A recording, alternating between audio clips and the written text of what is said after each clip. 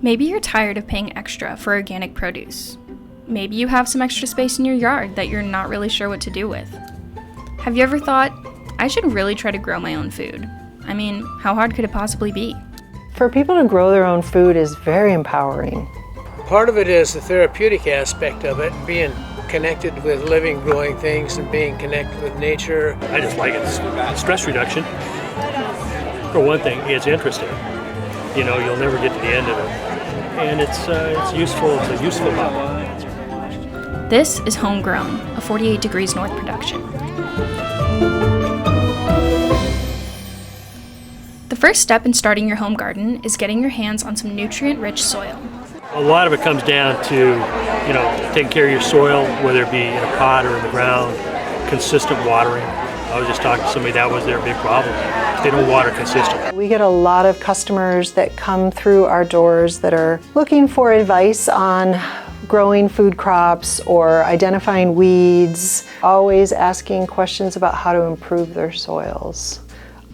Composting is a great option to sustainably source quality soil. And it's our worm bin. So you can see banana peels and Brussels sprout husks and onion skins, and I've got bags of manure and leaves that I raked up in the fall, and we put all that in here.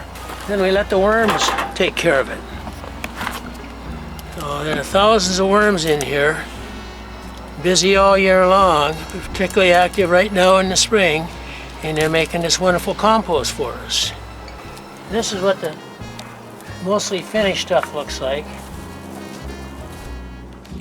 So adding this organic matter, the manure and the compost, it creates really healthy soil structure. Compost is essential for creating good aeration in the soil, allowing the soil to retain nutrients and to retain water, but at the same time to dry, to promote root growth. It's been shown that composted soil contains some essential nutrients that prevent you from having to use too much in the way of chemical fertilizer. After your soil is prepared, you need to decide what to plant in your garden space. Lettuces, greens, root vegetables, tomatoes, and berries are options that thrive in the Pacific Northwest. But honestly, the possibilities are endless.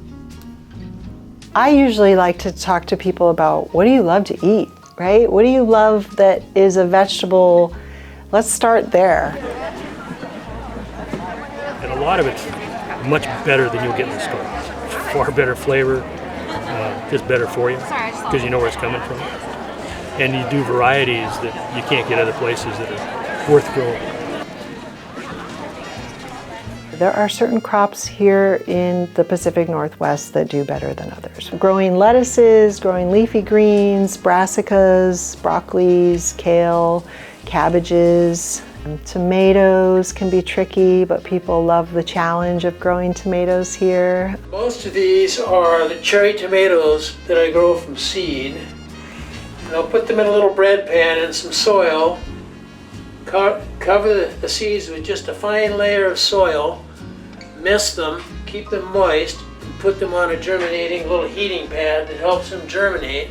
Tomatoes are probably the most genetically diverse crop out there, or just about anything. I mean, there's probably 2,000 commercially available tomatoes. So everything here we know is, if you do it right, you're gonna get a crop and a decent tomato.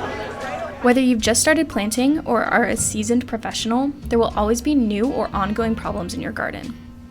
Weeds, bugs, or rodents can disturb your crop, and if you don't know how to handle them, master gardeners are able to help. So we get a lot of customers that come through our doors that are looking for advice on growing food crops or identifying weeds. We have a plant clinic that's managed and run by our Master Gardener volunteers. At Hovander Homestead Park, the Master Gardeners program cares for a weed garden to use as a tool to inform gardeners on the benefits and uses of various plants in their gardens. So it's a garden specifically to help people identify the weeds, the common weeds that they have in their home garden and landscape setting. If you were to destroy all the weeds in your landscape or in your garden, you would knock out diversity, right? So weeds provide cover and protection. They protect the soil. They help shade and keep the soil cool. They provide an insect habitat. Not all weeds are bad. A lot of them have a lot of great qualities and attributes. One of the bigger challenges is protecting the crops from creatures that expect me to share this food with them. The whole theory of what's called integrated pest management in horticultural thought is having healthy enough plants that they can sustain a little bit of pest activity, but you don't want to make wholesale efforts to eliminate your pests because you can upset the whole natural sort of balance of things. Integrated pest management is one of the tools that WSU promotes. When we say pest, we mean an insect, we could mean a disease or a weed, and figuring out the best ways to manage those problems without chemicals. The Master Gardeners program is a free and easily accessible resource for anyone looking to improve their home garden. Our role is to educate the public on best practices for protecting natural resources, ultimately. As Beth puts it, the Master Gardeners program was designed to protect plant ecology, the biodiversity of local soil, water quality, pollinators, and food crops. The Master Gardeners welcome anyone to get involved in the gardening community. So, what does Beth recommend if you're just starting out? Well, build a small raised bed or use containers. Bring in some soil, be patient. A lot of gardeners, when they first start out, they want results right away. So what are you waiting for? Go get your hands dirty.